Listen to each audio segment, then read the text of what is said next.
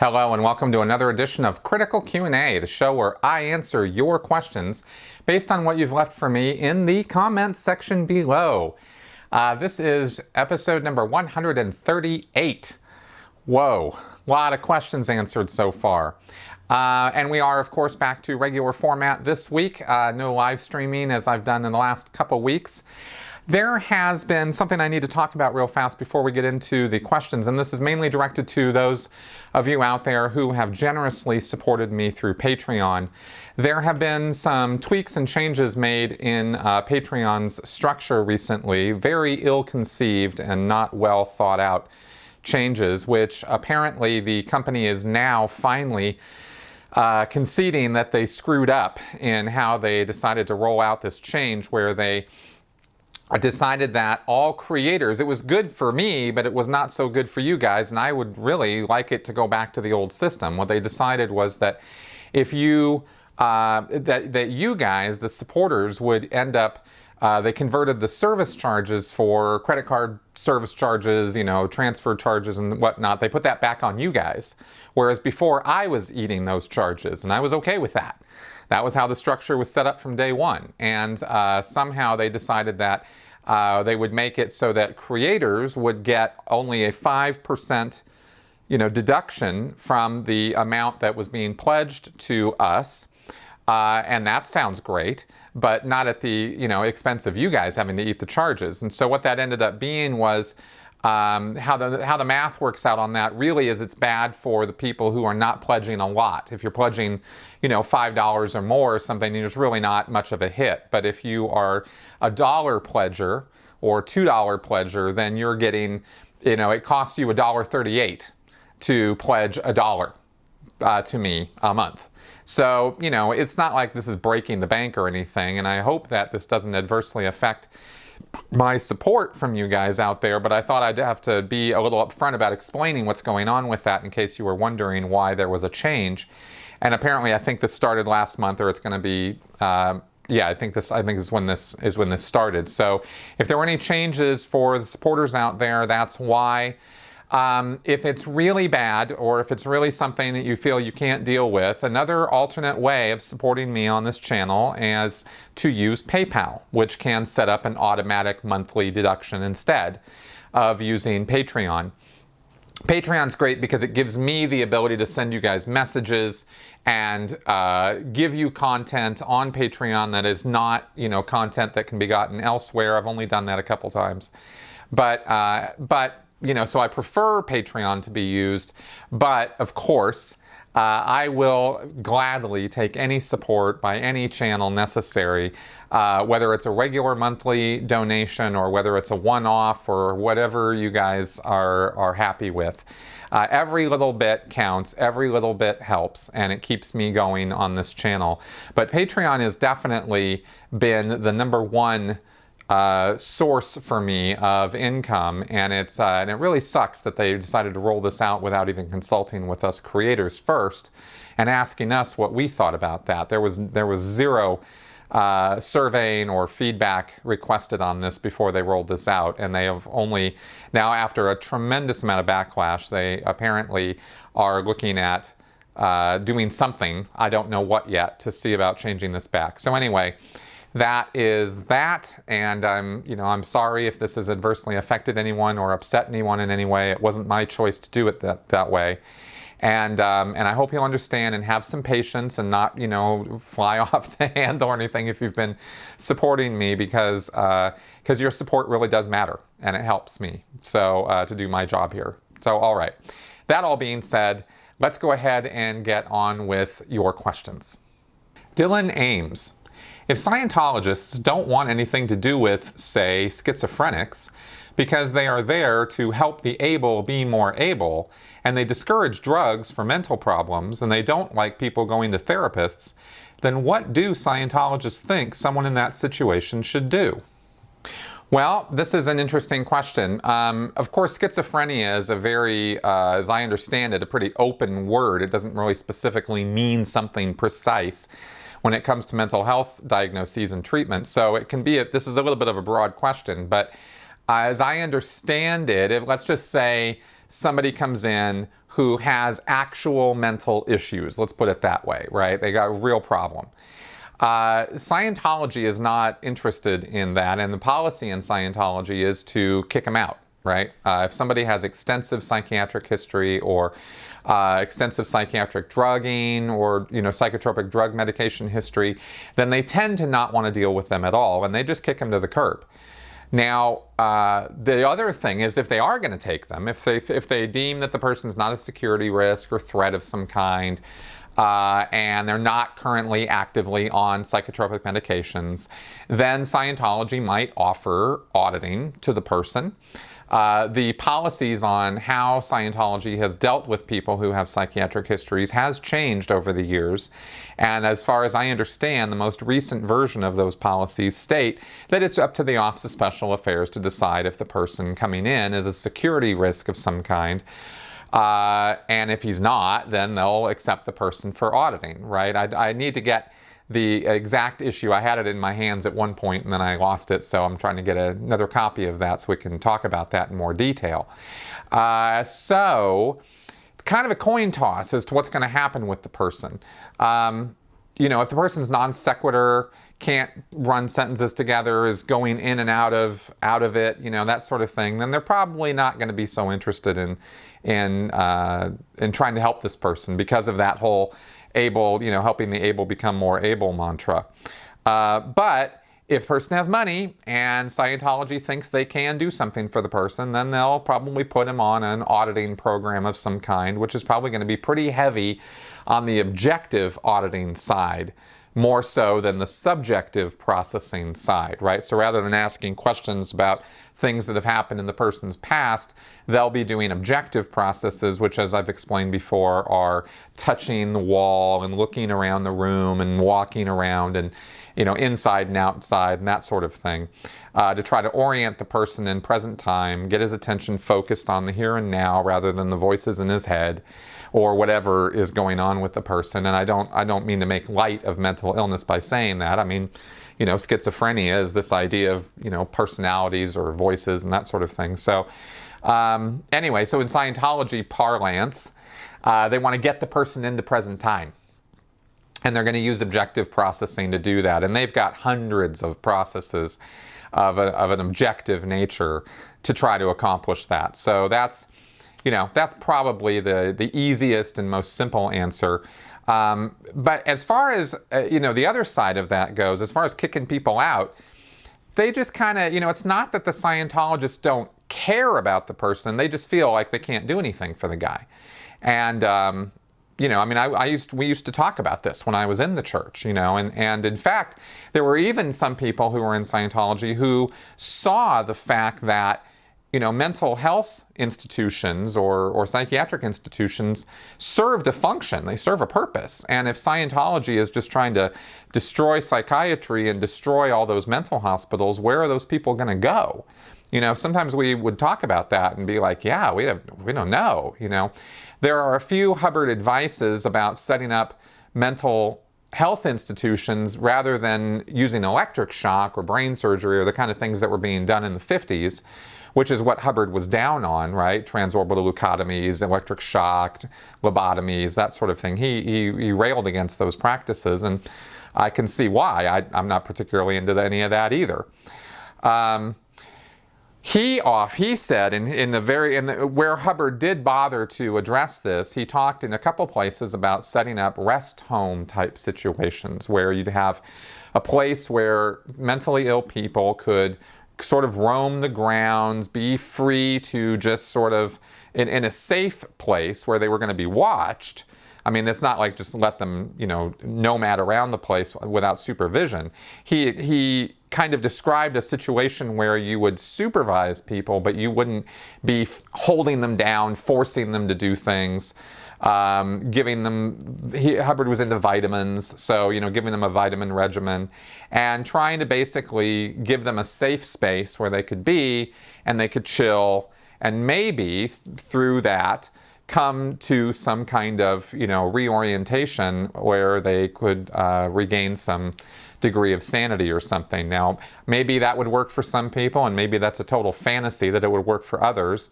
And obviously, if a person was psychotically or violently insane, then you wouldn't let them just roam around the grounds or something. I mean, it's not a black and white thing. So, of course, nobody's ever done anything like that.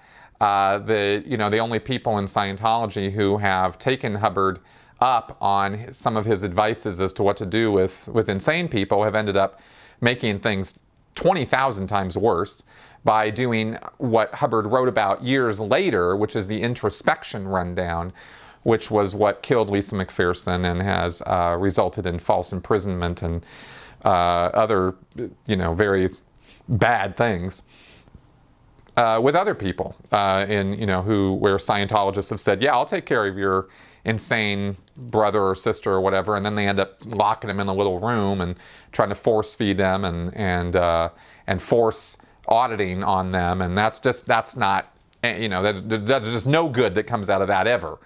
So that's kind of where it's at, you know what I mean? And that's the answer to the question.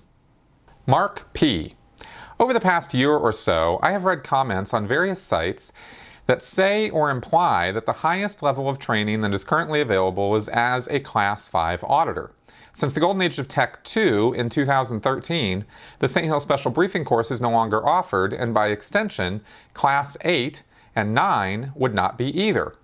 I know Classes 10 through 12 were only offered to Sea Org and not public, so would not expect them to be offered. The question is this: are Class 6 and up available at all to anyone? How are the L's and OT levels being delivered with so many of the higher trained auditors having died or left the church? Okay, Mark, so this is a fairly advanced question, and if anybody read that question and thought gobbledygook, blah, blah, blah, I wouldn't blame you, because there's a lot of Scientology advanced training levels being talked about in that question. I would refer you back to my videos on the grade chart and all the training and processing levels that are available in Scientology in order to understand all these high-level things. Now, in order to answer this question, though, I pulled out the latest copy of the Scientology grade chart, which I had somebody send me. And so I can answer the question very precisely, because they are currently making Class 9 auditors, which means that they are able to make Class 10, 11, and 12 auditors. And this is all within the Sea Org. This is not for public. For public, they're screwed. They don't get Class 6, 7, 8, 9, 10, 11, or 12. But the public have never been able to do Class 9, 10, 11, or 12. Those have always only been for the Sea Org.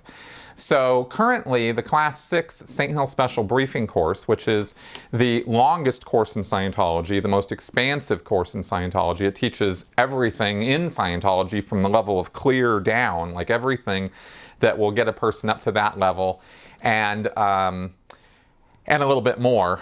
That is no longer being offered right now, because the materials for it have not been redone, and a la Golden Age of Tech 2. And so the St. Hill level organizations are no longer in the St. Hill Special Briefing course business.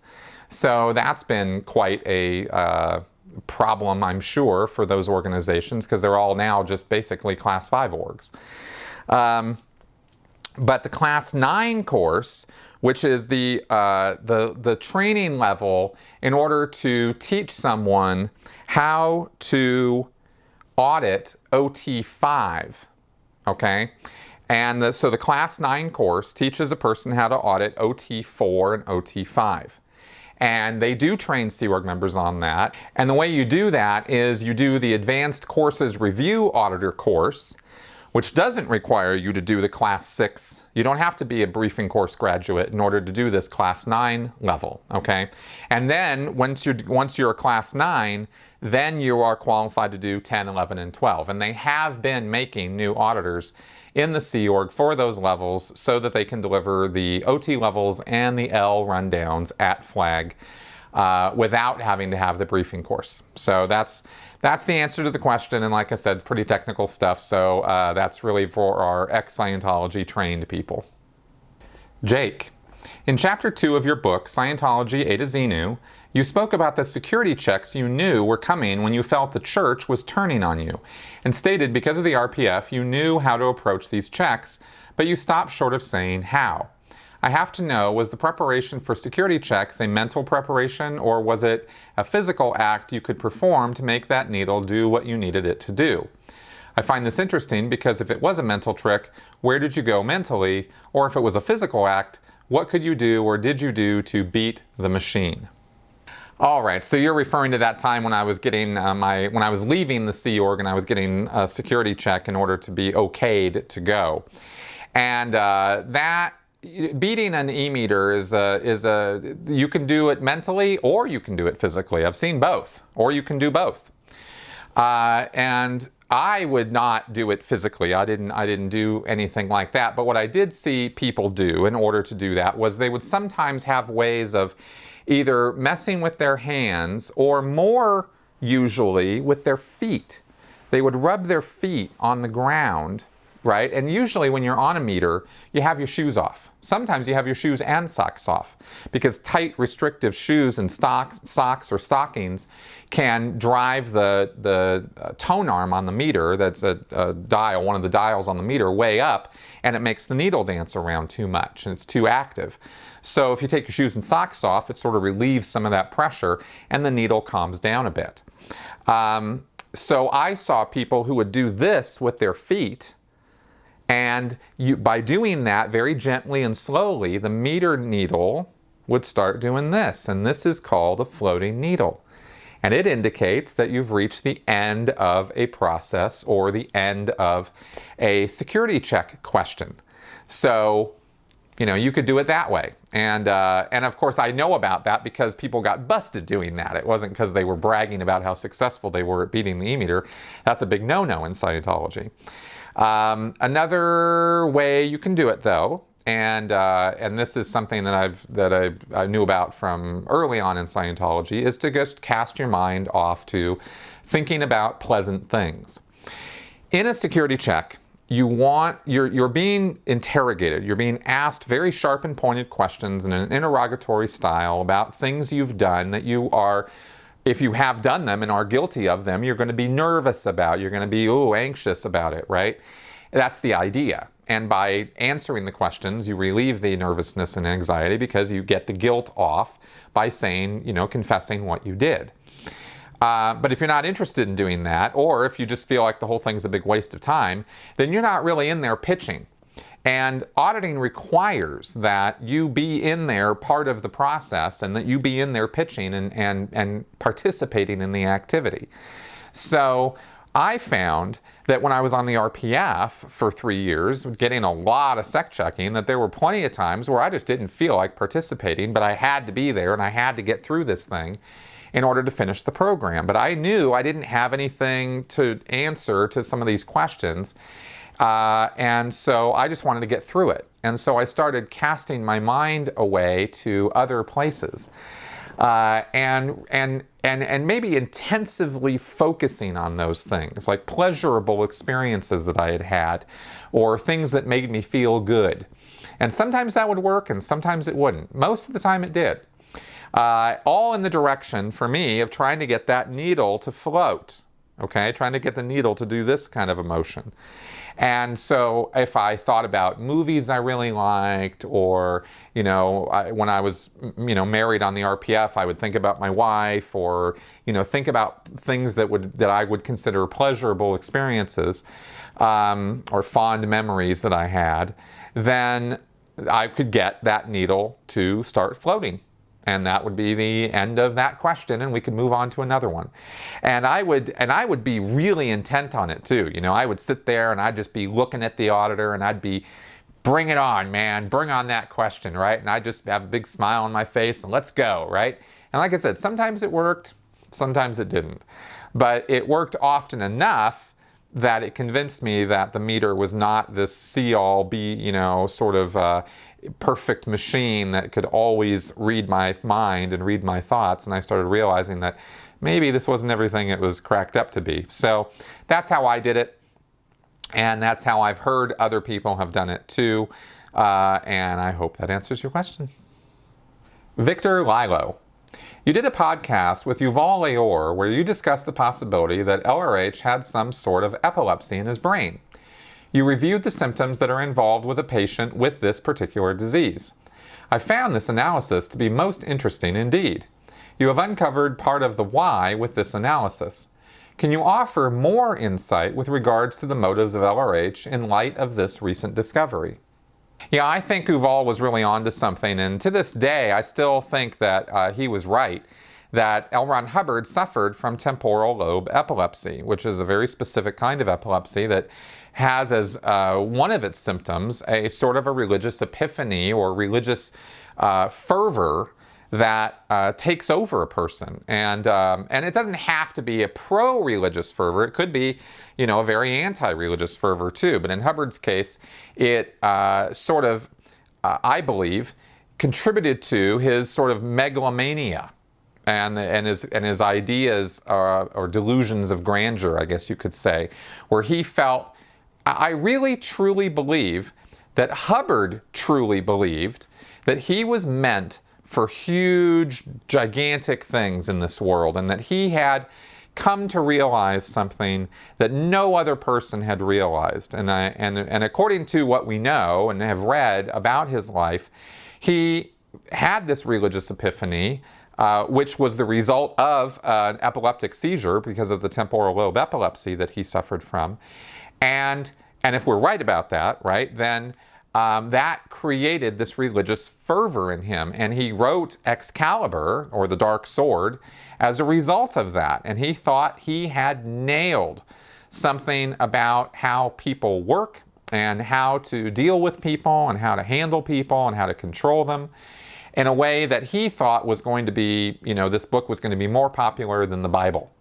This is literally what he said.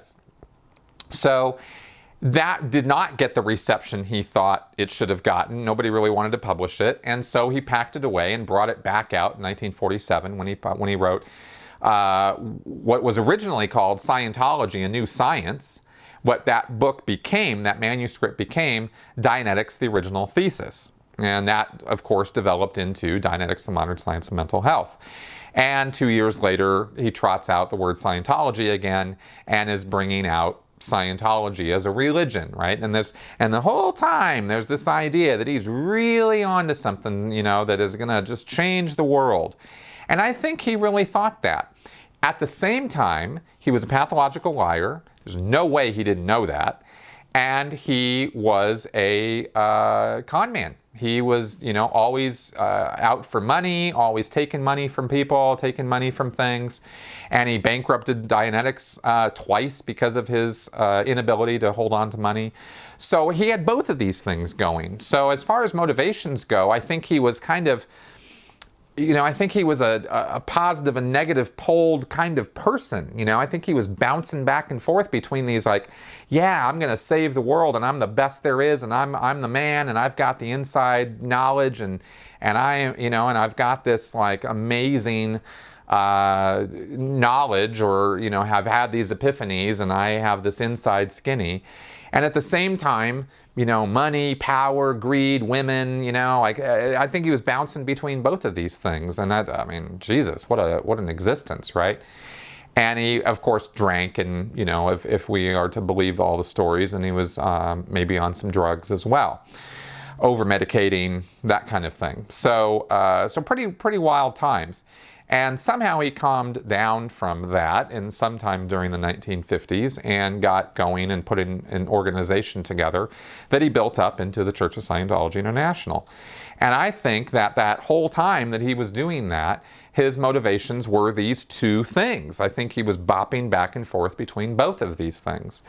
And that's kind of my analysis of Hubbard's thinking, right, is fervent greatness, slam my name into history, be the greatest philosopher and writer of all time, certainly one of the most prolific, and knowingly conning people and knowing that he was leading them down a garden path, and somehow these two things reconciled in his mind. I don't know how they wouldn't reconcile in mine, but that is how I think he lived his life after Dianetics, and it eventually drove him mad.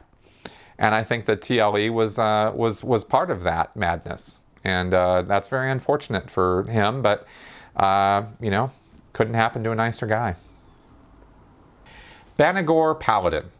I understand that when one is in Scientology, and especially in the Sea Org, one is cut off from regular media half or maybe even most of the time. But doesn't it occur to most Scientologists before then to ask why they've never heard of Scientology in the news, apart from sordid stories here and there? Scientology claims that they're doing tremendous and important work all over the world, yet most people haven't even heard of Scientology outside of most westernized countries, if that, and then only bad stories. You never hear about how Scientology is doing really groundbreaking work in charity or in any other venue. You can't claim the same thing about the Catholic Church or Jewish charity groups or the like. You hear about those all the time doing this and that in the news. How do new Scientologists actually resolve this glaring problem? Okay, well, the easy and simple answer, and the most straightforward one, is that Scientology believes in and pushes conspiracy theories. And they believe that the media, the mass media, are all aligned against Scientology, and that the mass media are the puppets of governments, big pharma, psychiatry, and other influential business or big banker type people, and that the media just follow along because they're all owned. If you see those charts that show who owns all the Disney and Fox and all these organizations, and how it's all like all the mass media in the world is owned by like 6 companies or something, or 12 companies. Scientologists could dive right into that as a justification for why you don't see any good news about Scientology in mass media outlets. It's because the mass media is only contributing to the downfall of society and the enturbulation of society. In other words, they're stirring people up all the time with all that bad news, and they do that on purpose in order to keep society in a frantic, anxious, fearful state.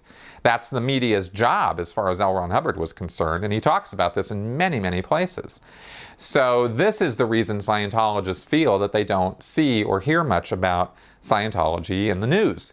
That's why at their events, they lap that stuff up. They hear about all these great expansion statistics, and they see local, state, or even sometimes national, federal level representatives or government officials talking positively about Scientology, because they got, what the Scientologists don't know is that those government officials were lied to in order to get them to say those things.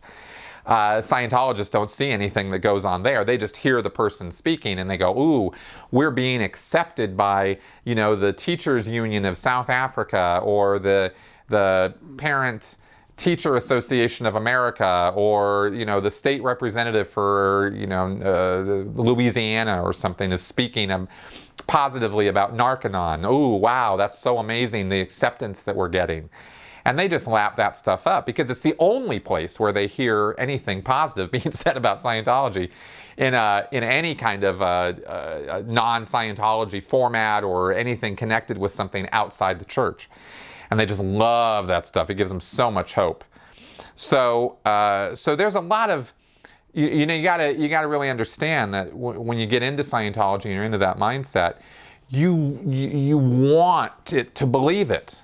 You want to think that this is the cat's meow and that people just haven't caught on yet, because the good news is being actively suppressed by the dark forces arrayed against Scientology. Okay, they really take that stuff for real. So that's pretty much the biggest explanation for why. As far as, and I'll also say, as far as my own experience goes, I was in that mindset. I lapped that stuff up. And then I did start wondering, and I did get some internet access, and I did start actually Googling some things. And I couldn't corroborate anything that was being said at the events. And it was, and I was already on the path out when I started doing that, because that was, a no-no for me to be doing that. That was not something a good Scientologist and a good Sea Org member would be doing. But I did it because I was curious, and I got sick and tired of seeing the events where all these great things were being announced, and yet the places were empty. It didn't make any sense, right? So that was what was putting 2 and 2 together for me. Normal Scientologists, they just don't want to hear it, right? I sat in front of a Scientologist after I had learned the truth of how bad it really was, and after I had gone down the rabbit hole of truth about L. Ron Hubbard and Scientology. I had a chance to talk to the parents of my then fiance, not my current one. Melissa, my current fiance, doesn't have anything to do with Scientology. But when I was back in 2013, when I was still in, and trying to make good on being a Scientologist, the gig was up. It was out that I had been speaking out badly against Scientology, and so I was trying to salvage this and make good on it. And I was sitting with my fiance's parents, and I started to open my mouth to say something about what I had read, and I was literally stopped, right? Stop. I don't want to hear, her father said, I don't want to hear anything bad about Scientology. And he just didn't want to hear it. And it was very forceful, right? And it left me no choice. I was not able to speak my truth at all or tell him anything. And it was so frustrating for me. I had to, it was painful to not be able to tell him the truth. But he did not want to hear it.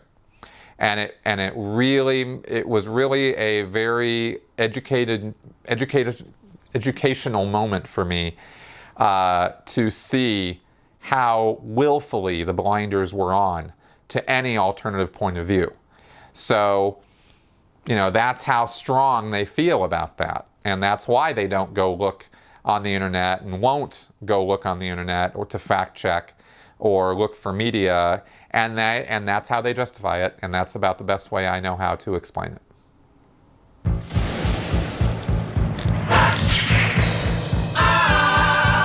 It is time for Flash Answers. Gordon Weir. Does David Miscavige wear a headpiece?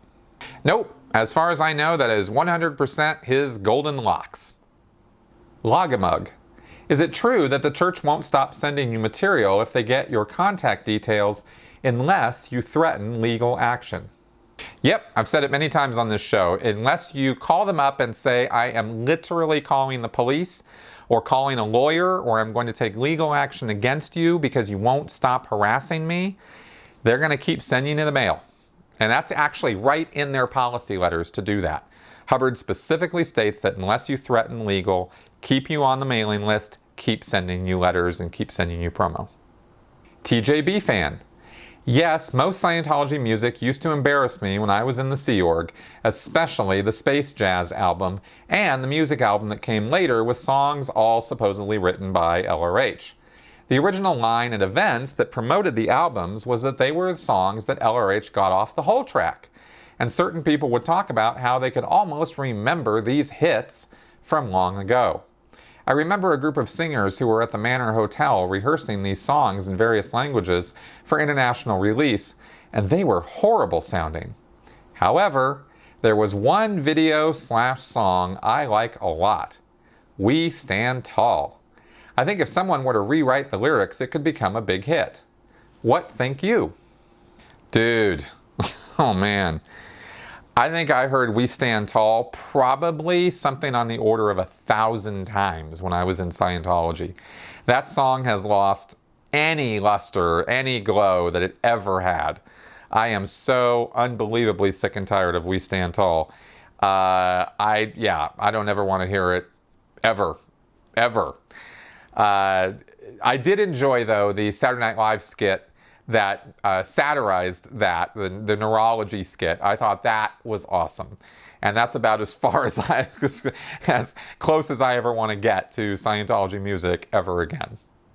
Okay, folks, that's it for this week. Thank you very much for coming around. Please do consider throwing me some support either through PayPal or join on Patreon, or however you feel would be best to support my channel here and support my efforts to bring you more interesting, informative, educational, and entertaining news and information about Scientology, critical thinking, and the other things that we cover on this channel. And by the way, tis the season, so consider checking out my merchandise at shop.spreadshirt.com/Chris Shelton, or buying my book on Amazon, Scientology A to Xenu, an insider's guide to what Scientology is really all about. Great Christmas gift. All right, guys, I'll see you guys next week. Bye-bye.